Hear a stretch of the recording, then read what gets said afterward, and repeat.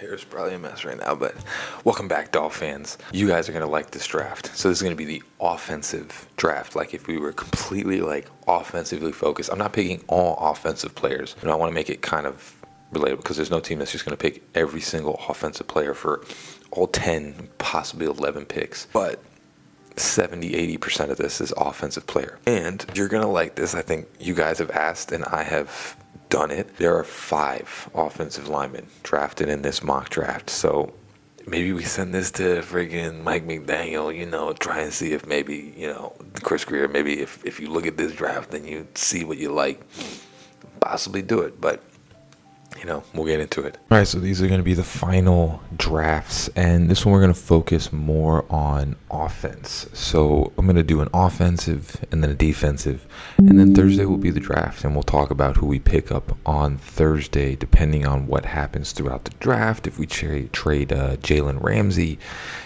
all that hoopla. So I hope you guys are just as excited as I am for this draft, and let's get started. So right now, 13, you got Walter Nolan. He's one of my favorites in the draft, but we're going to go offensive. Right now, and it looks like we can't really go offensive. Everybody was taken that was offensive. Let's see, Membo's taken, Tyler Warren's taken. Yeah, everyone was taken offensively. So still want to do an offensive draft. So what we're going to do is we're going to trade back in this draft. I want to make this offensive. So if I'm picking offensive, I'm thinking, I know people will hate me, but maybe Luther Burden, maybe Josh Simmons, Kelvin Banks is there. Matthew Golden could be another option. Or what I'm thinking is, a lot of people want to, we're all loving on this guy. So what we'll do in this draft is we'll trade back. That'll be 25. I don't want to trade to 25. Oof. Sheesh. All right, so where is 25 is right before the Ravens. That's tough. But for the sake of it, since we're trading back to 25,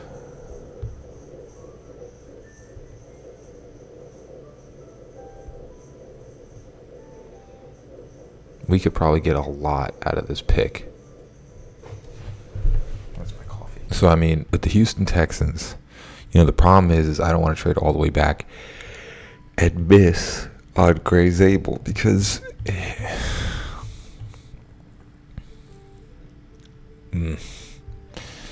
that's a tough one. But we could probably get a lot from the Texans. So let's go 25. Can we get a second for this and 4th? Because they're gonna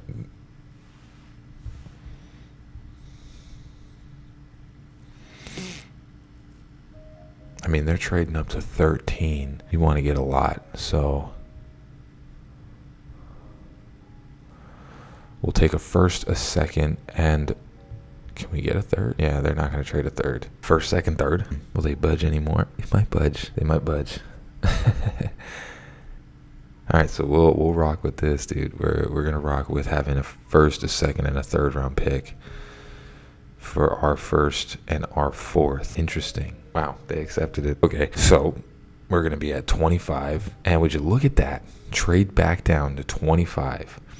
And I'm going to tell you right now, Kelvin Banks, there's some things with him that make him look like he might be a bust. And I'm going to tell you right now, the highest potential out of anybody in this draft. And with seeing what North Dakota State, the product that they put out, because Cody Mock came out of the North Dakota State, and he's a very good Buccaneers offensive lineman. I'm going to go and take Gray Zabel in this draft. And now we have 2. Now this could be a possibility. We have 2 picks of almost every single round, except for the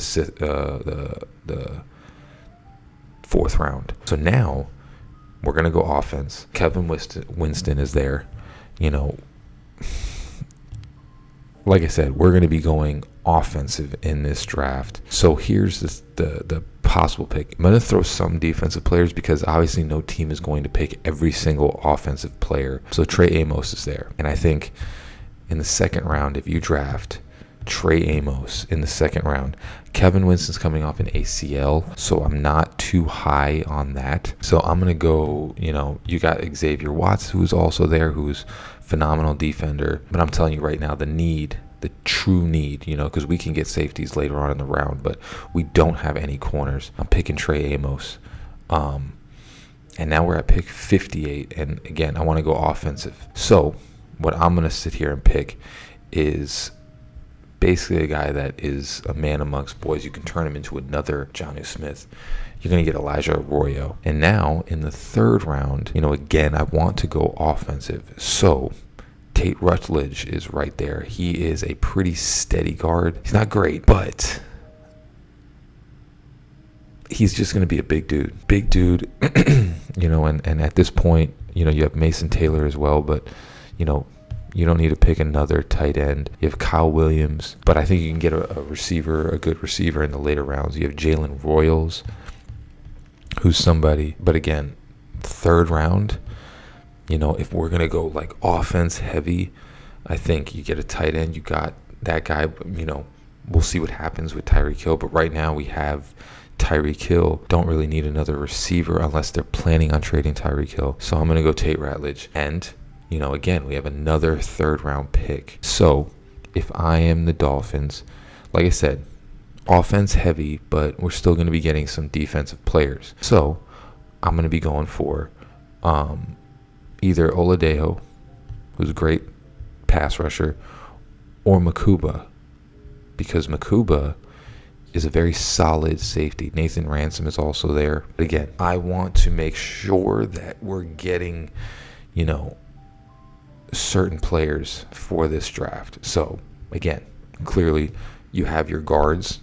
We're pretty set on offensive linemen, your tight ends. Tyreek Hill stays. You have your receivers and your running backs, because we have a decent running back room. You get Andrew Makuba. Now we're in the fourth round, right? Are we in the fourth round? Yeah, we're in the fourth round. Fifth round, fourth round. Yeah, we're in the fourth round.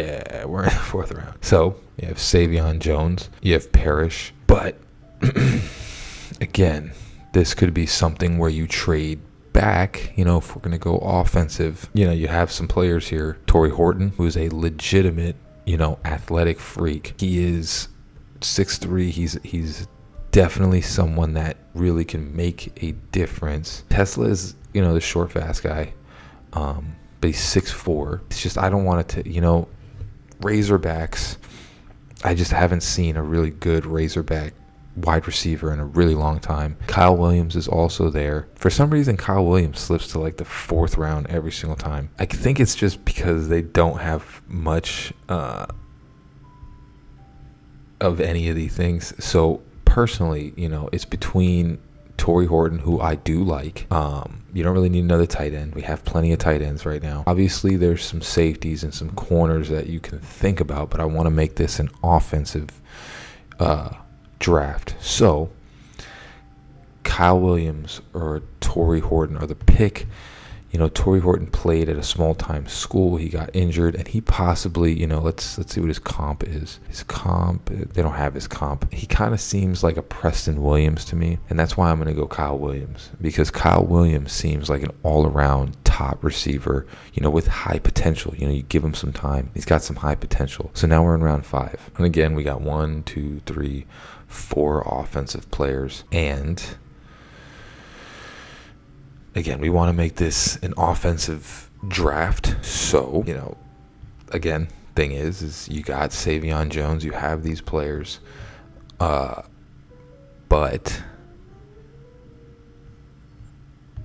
you got Miles Frazier. And Miles Frazier, he's not a great guy, but obviously you're in the 5th round.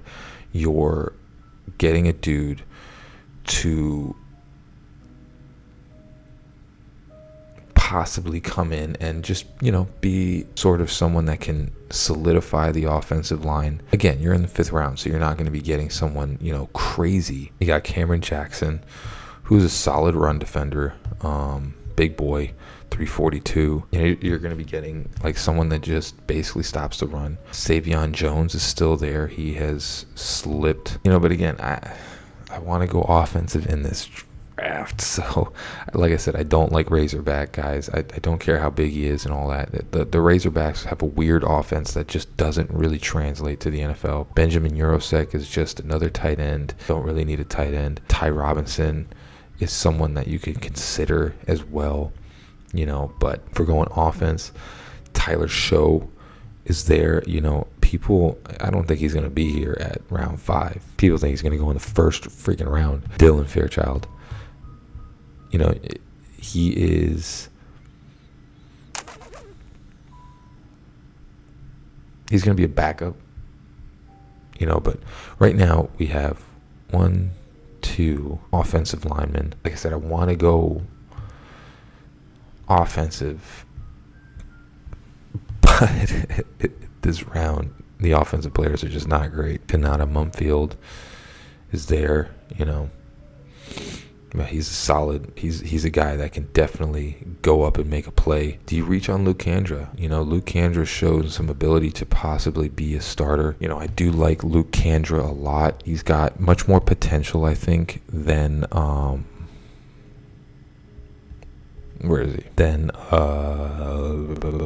Dylan Fairchild. Dylan Fairchild is kind of like, he's just not strong enough and not skilled enough to really develop. It'll be another Liam Eichenberg, honestly. Miles Frazier is, he's all right too. It's just, again, you're getting what you're getting. It's the 5th round. You're getting a potential player. And like I said, I think maybe you reach a little bit on Luke Kandra because he's got most of the intangibles to be a starting guard. And here's what I think. I think maybe, who do we got? 52. Let's see. You know what? I don't think you're taking that chance. I'm gonna go with Luke Kandra. I think he's just a solid player. I think you're getting another guard, and then you're at 55 because you have like 3 picks here. And this is where I'm gonna go. Danny Stutzman is solid run defending guy. Coverage thing is just a problem with him, and don't really like the coverage crap. So here at this point, I think throw in another defensive player. You get Ty Robinson, you get your defensive interior guy, and then still in the same round, I think if you Dante Thornton's there too. Dante Thornton is a 6'5" guy. Again, you want to get potential in this draft. The receiver right now, I think, is the pick. It's one of the receivers. Mumfield is a spectacular catch guy. Dante Thornton is a dude that's just, he would fit the scheme best because he's just a burner downfield. 4'3", 6'5". You got Jalen Lane, who's another decent guy. He's just small. And honestly, I don't want another small guy. Ty Felton from Maryland, who I think he's a bigger receiver, 6'2". I just think, potential-wise,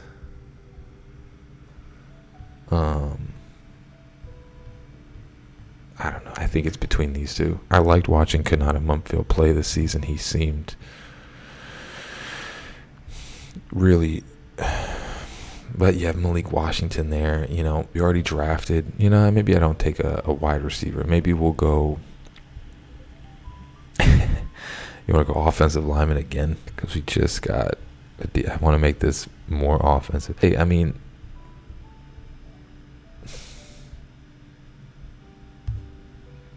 Dylan Fairchild is a natural guard. You know what? Screw it. We're gonna, like I said, this is gonna be a purely, mostly offensive draft. We're gonna get another guard. We're gonna load up on guards in this draft. So now you're gonna want to pick. What are we in the 7th round? Let's pick defensive player. Jalen Reed is the other safety. Not really feeling him too much. RJ Mickens for some reason falls all the way down. So if you're gonna sit there and see RJ Mickens fall from like the friggin' 4th round all the way down, you got Jordan Hancock. Listen.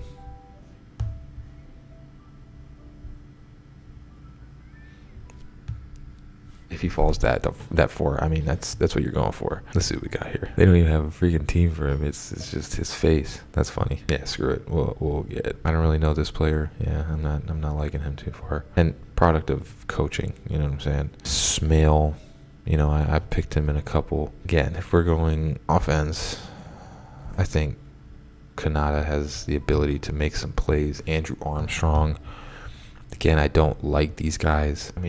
It's between those two. Caleb Rogers is there, but I think we got a lot of picks right now, so we're just going to rock with it. I think Kanata is, what did he have this year? What was his stats? It was 813 yards and 5 touchdowns, and probably going to see like 500. Oh, wow, no, he had You get a lot. Yeah, screw it. We're going to draft. I think you just got a lot of potential with Andrew Armstrong. So we'll draft Andrew Armstrong. And then we'll go back and let's get, you want to get Ty Hamilton. He's small guy. Jalen Travis is there, huge dude. I mean, hey, we're going to go offensive lineman. It's an offensive draft. Oh, I don't know why they would say Elijah Arroyo is a C+, but whatever. Tate Rutledge, Makuba, Kyle Washington, Kandra, Ty Robinson. They really like this draft for me. I think, if we're going offense, this is the best possible offensive draft that you can have. You get Gray Zabel in the first, you trade back, getting a whole bunch of picks. Trey Amos, you get your starting corner. Elijah Arroyo, you get the grooming Jonah Smith 2.0. Tate Ratledge, you get another guard that could possibly turn into a starter. Makuba, you get probably a starting safety. Kyle Williams is being really undersold right now, and I think he can be he could probably take over, when we move on from Tyreek Hill. I like Kandra. I think in that 5th round, if he's available, you got to pick him up, even in the, 5th, 4th, Ty Robinson is a decent defensive interior guy. He's going to take up that space for Sealer. Dylan Fairchild is, I don't know why he's all the way down in the 5th round like this. But he's going to be another guard that you can just shoot in there and have a whole bunch of competition. And then RJ Mickens, he's not going to be in 7th round. But if he is, you get, possibly another starting safety. Andrew Armstrong is the developmental guy, 6'5", super fast. Can be definitely something. And then you just get Jalen Travis, who's another guy that can come in the offensive line and compete. Offensive draft, I think people will probably like this draft a lot because we got 1, 2, 3, 4, 5 offensive linemen in this draft. Maybe we'll send this to Mike McDaniel, but we'll see. So yeah, as you can see, Gray Zabel, you trade back, get a boatload of picks, because if you trade back, you have your pick at offensive lineman. Typically, if you're in the 20s, right now the offensive lineman, you have Kevin Benjamin, you have Gray Zabel, you have Donovan Smith, I think his name is, from Ohio State. You got a whole bunch of players that you can pick at that point. But again, Gray Zabel, just the intangibles and everything, he just looks like a solid player. And then of course, you're not going to go in the 2nd round. You have so many needs on defense. You're not going to go in there just getting another offensive player, especially at that point. In the 2nd round, what it's looking like it's going to shape up to be is a corner round where you could definitely pick up a corner in that round. So you pick up Trey Amos, and he's just a dog. I like Trey Amos. I think he's a dog at corner. I think he can definitely man that role coming into the season. I think he will take the starting job. And again, we'll see what Cam Smith is going to come into the season doing, but, be able to alleviate some of the stuff from Cam Smith. So I think he's the solid pick right there. And then in the 3rd round, as you saw, they don't like it, but Elijah Arroyo, if he's in the 2nd round, late 2nd round, if he's there, if we're going offensive, at that point, you don't really have too many offensive linemen. Elijah Arroyo is the best pick there. I know it said C+, but Elijah Arroyo has all the intent. Can you imagine having Tyreek Hill, Waddle, Elijah Arroyo, and Jonnu Smith running all around the field? It's going to be unguardable. And then you go Tate Ratledge in the 3rd round. You get another guard to put in competition. That's what you want this year. Get some competition, find some young players, because at the end of the day, Patrick Paul is manning one side. James Daniels, he is injury prone, so you don't know, and the thing is that with the offensive linemen, we need depth, and that's what I'm trying to do in this draft, is getting depth with players that can compete to be a starter and just putting the best offensive line out there. So you get Tate Ratledge, and he's going to be a guy that could possibly be a starter, has a lot of the intangibles, just needs to be more focused on his center of gravity and, not overselling on some of these, run plays or, getting pushed out too far on pass plays. But definitely a guy that can be, a decent starter if you groom him well enough. And then the 2nd, 3rd round pick, Andrew Makuba, going defense again because, again, we do need some defensive players. And at this point, you have a safety, you have a corner. The defense isn't looking bad. I know people are sleeping on Terrell Dodson. Our linebackers are fine. I'm telling you right now, the linebackers are fine. Terrell Dodson and wow, I always forget his name, who he's such a solid, awesome linebacker. Holy crap, forgot his name again. You guys let me know down in the comments. That tandem is fine. Then you have your corners, you're fine. You get Makuba, now your safeties are fine. Now you just need one defensive interior and basically fill up in the second round of free agency. So Makuba is my pick right there. And then you go into round 4. For some reason, Kyle Williams keeps slipping. If Kyle Williams is in the 4th round, you get your possible next number 2 or number 1 wide receiver in this draft with Kyle Williams, because he has the intangibles to be a special player, and you don't even have to put him out there as the number 1 immediately. He'll go and do some certain packages and slowly groom his way with Malik Washington. And what we're trying to do here as well is what I think this draft does. You alleviate a lot of the older players on this team, and instead of doing a complete rebuild, you just make this team younger again, and you have players that are coming in that can immediately contribute, coexist with Tyreek Hill, and then you trade Tyreek Hill when it's needed, and you have all the starters that you need to take over. So Kyle Williams, I think, does that for the receiver end. Trey Amos does that for the corner end, and Elijah Arroyo does that for the tight end. And then you have these young guys coming into the offensive line. But that's what you're doing with this, is Kyle Williams is going to make you realize, and Tyreek Hill realize, that you're expendable, and, it is what it is. You can throw your temper tantrums, but now we have a guy with Waddle and Malik Washington and Westbrook Akine that we still have an offense. We don't need you. And if you're going to throw temper tantrums and do all these stupid things, we'll just get rid of you. You know what I'm saying? So that's what I think Kyle Williams does. And it's a high potential play. You could get possibly one of the better receivers in this draft with Kyle Williams. Then you're in the 5th round.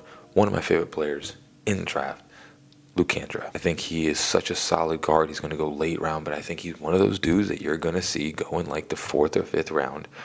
And he's going to be a starter eventually. You're going to see his name on somebody's team starting. So I'm hoping that it's our team. And you get another depth piece. You get another guy that he's a developmental project. You're not going to throw him out there starting immediately, but give him a couple years and he could possibly turn into like an Austin Jackson where you have a solid starter. And then the 2nd, 5th round pick, Ty Robinson, great defensive interior. He's going to give you exactly what you need. Big boy, get him right next to Zach Sealer, alleviate some of the stuff from Zach Sealer. You get a high potential player that doesn't need to do too much. He doesn't need to go crazy. Zach Sealer is going to take a lot of this. He just needs to play his role, take on multiple defenders, be that big boy, and let Sealer eat. Then you go in the 2nd, 5th round pick. I'm grabbing Dylan Fairchild. I'm grabbing another. He's more of a depth piece. He's probably going to be a guy that, he's got some potential to start, but you're going to be getting a depth piece with Dylan Fairchild. You're going to be getting someone that, God forbid, in case anything happens, he can come in and do a decent job. He's not going to